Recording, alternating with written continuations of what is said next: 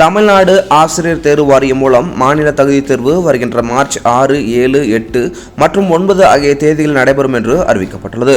இந்த தேர்வுகள் கணினி வாயிலாக நடைபெற உள்ளதாக உயர்கல்வித்துறை அமைச்சர் கோவி செலியன் தெரிவித்துள்ளார். இதுகுறித்து அமைச்சர் வெளியிட்டுள்ள அறிக்கையில், மாநில தகுதி தேர்வினை தமிழ்நாடு ஆசிரியர் தேர்வு வாரியம் வாயிலாக நடத்திட அரசு ஆணையிட்டிருந்தது.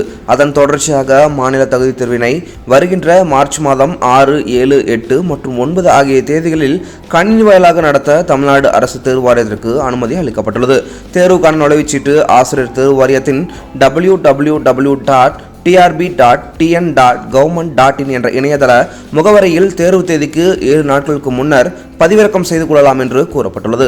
கல்லூரிகள் மற்றும் பல்கலைக்கழகங்களில் உதவி பேராசிரியர் பணியில் சேருவதற்கு நெட் அல்லது செட் தகுதி தேர்வில் தேர்ச்சி பெற வேண்டும். நெட் தேர்வை UGC சார்பில் தேசிய தேர்வு முகமை நடத்தும் நிலையில், தமிழகத்தில் செட் எனப்படும் மாநில அளவிலான தகுதி தேர்வை ஆசிரியர் தேர்வு வாரியம் நடத்துகிறது குறிப்பிடத்தக்கது.